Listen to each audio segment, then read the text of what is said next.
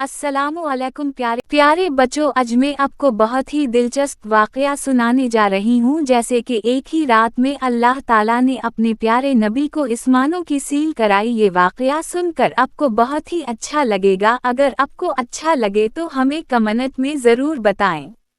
हाजिर है वाक़या मिराज शरीफ का मुख्तसर मगर जामा बयान। हज़रत मुहम्मद सल्लल्लाहु अलैहि वसल्लम मक्का में थे। नबुवत के 10वें साल का वाक़या है। अब्बू तालिब और हज़रत खदीजा रज़ी अल्लाह अन्हा का इंतकाल हो चुका था। आप गमगीन थे। उसी साल अल्लाह ने अपने महबूब को वो एजाज़ दिया जो किसी नबी को ना मिला। एक रात आप हतीम में आराम फरमा रहे थे। हज़रत जबराइल अलैहिस्सलाम आए। आपका सीना चाक किया, ज़मज़म से धोया, ईमान व हिकमत से भर दिया।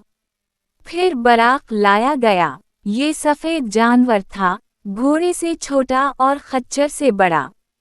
इसका कदम जहाँ तक नज़र जाती वहाँ पड़ता। बराक पर सवार होकर आप मस्जिद हराम से मस्जिद अक़सा पहुँचे। इसे असरा कहते हैं। बीत अल मक़दस में तमाम अनबिया किराम अलैहिमुस्सलाम मौजूद थे। आपने सबकी अमामत फरमाई। 2 प्याले पेश किए गए, एक शराब का, दूसरा दूध का। आपने दूध मुंतखब किया। जबराइल ने कहा, आप फितरत पर हैं, आपकी उम्मत भी फितरत पर रहेगी। यहाँ से मिराज का सफ़र शुरू हुआ। जबराइल के साथ आसमानों की तरफ बुलंद हुए। पहले आसमान पर हज़रत आदम अलैहिस्सलाम से मुलाकात हुई। इन्होंने खुश आमदीद कहा और दुआ दी। दूसरे आसमान पर हज़रत यही और हज़रत ईसा अलैहिस्सलाम मिले। तीसरे आसमान पर हज़रत यूसुफ अलैहिस्सलाम थे जिन्हें हुस्न का आधा हिस्सा मिला था। चौथे आसमान पर हज़रत इदरीस अलैहिस्सलाम। 5वें आसमान पर हज़रत हारून अलैहिस्सलाम। छठे आसमान पर हज़रत मूसा अलैहिस्सलाम मिले। जब आप आगे बढ़े तो मूसा अलैहिस्सलाम रोने लगे।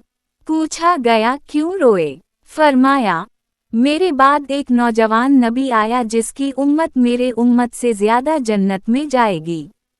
7वें आसमान पर हज़रत इब्राहीम अलैहिस्सलाम बीत अल-मअमूर से टेक लगाए थे। ये फ़रिश्तों का खाना काबा है। रोज़ 70,000 फ़रिश्ते तवाफ़ करते हैं।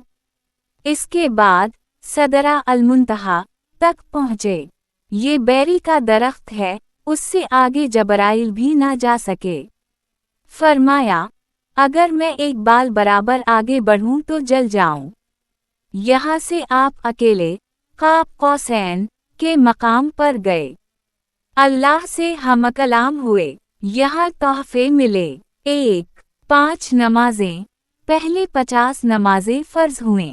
वापसी पर मूसा अलैहिस्सलाम के कहने पर बार बार गए और तख़फ़ीफ़ करवाई। आखिर में 5 रह गईं, मगर सवाब 50 का ही मिलेगा। 2. सूरत बकरा की आखिरी 2 आयात। 3. उम्मत के उन लोगों की बख्शिश का वादा जो शिर्क ना करें। वापसी पर जन्नत और दोज़ख का मुशाहिदा कराया गया। जन्नत की निमतें और दोज़ख के अज़ाब देखे।